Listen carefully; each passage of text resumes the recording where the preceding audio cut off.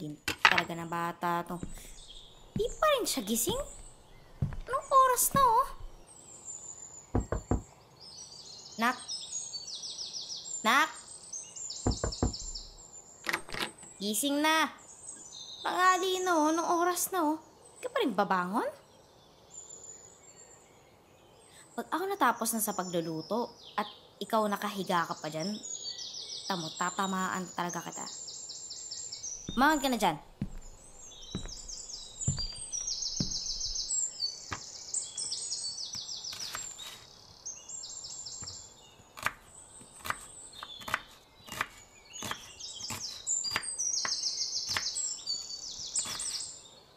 Oras na oh.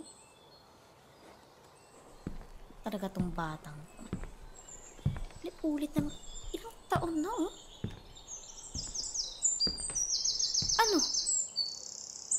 Di ka gising? Di ka tatayo dyan? Mangan ka. Ilang taon ka na ba? Anong inaantok pa? Yan, kaka-cellphone mo yan. Nagre-reklamo ka ng sakit-sakit ng ulo mo, tapos anong oras ka matutulog? Tapos sasabihin mo sa akin, inaantok ka pa? Ano bang ginagawa mo sa loob ng bahay?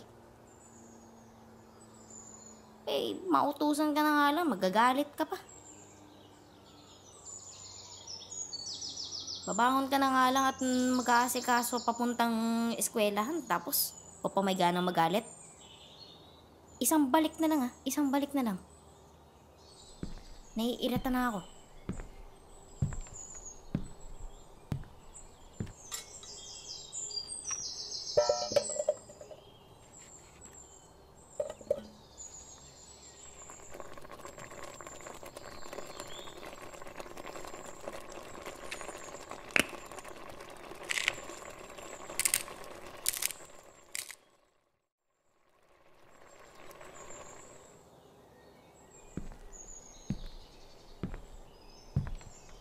Hindi ka pa rin gising? Ano? Sasagot-sagot ka pa O ito, sagutin mo to. Oh, yan. Tatamaan talaga kita. Sa susunod, hindi na yan sa binti mo tatama. Sa mukha mo na. Maligo ka na doon. Sasagot-sagot ka pa Ano tong bata na to? Nagtatai ka ng pera? Nagmamagic-magic ka lang na ano? Tanggalin ko kaya sa'yo yung cellphone mo na yan. Kumuha ka na dyan ng pagkain. Abay, malamang. Hayaan bakit ang umalis na gutom ka na? Ano sasabihin ng kapitbahay? Ayan. Si Aling Justin, hindi marunong magpakain ng anak. Mag-aanak-anak tapos gugutumin. Nagiging patay gutom. Ay, abay, kasalanan ko ba? Kumain ka na. Huwag ka mag-iinarte. Tatabi-tabi mo pa yung gulay Kumain ka dyan. Siya si ano? Sino ba to? Yung kaklase mo? Yung top 1 daw sa klase nyo. Ano pangalan? Si ano? Ayan. Mahirap naman alalahanin ng pangalan na yan. Ang complicated ang mga pangalan ng mga bata ngayon.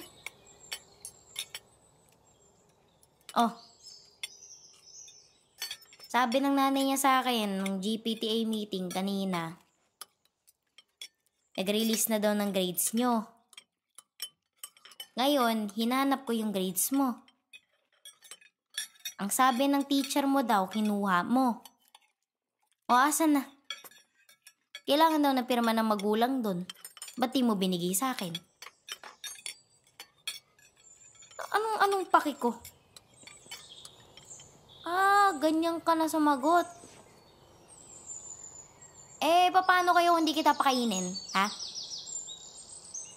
Ano yung card mo? Sabi na, akin na yung card mo. Ibibigay mo o iba ibibigay ko sa'yo?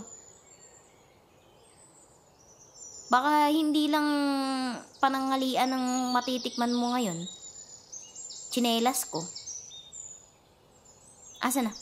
Pakita mo dito. Ayan. Tago-tago mo pa. Ano bang laman ng card at nang di ka mapakalit, tinatago mo to sa akin? Alam na pala ng papa mo eh. Di rin sinabi sa akin. Pasaway din yung visit na yun eh. Ba't may line of 7 ka rito? Ano to? Napakain kita. May cellphone ka. Pinapayagan ka naman maglaro.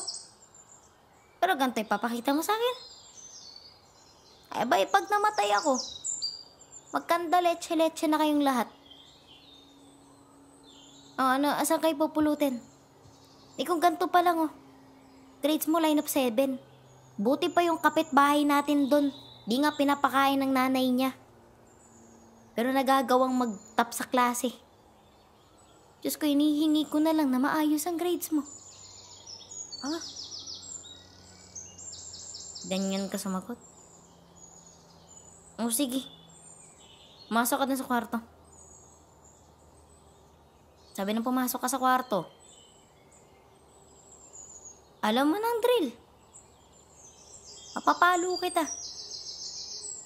Sasagot-sagot ka sa akin ng ganyan? Ay, ba na talaga mga kabataan ngayon.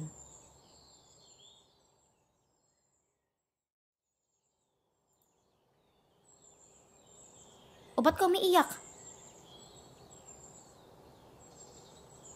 Anong malamang pinalo?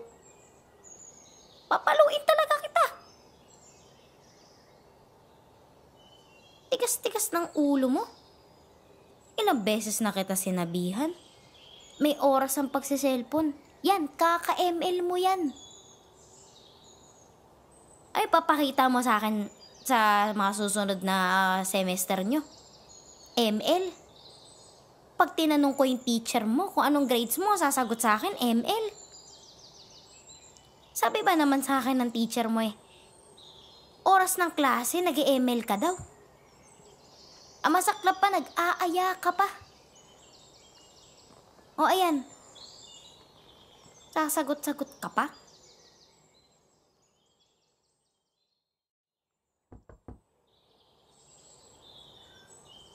Nak? Nagluto si mama ng lugaw. Paborito mo to. Arroz kaldo. Tana. Kumain ka na. Dali na. At nang habang mainit pa yung sabaw.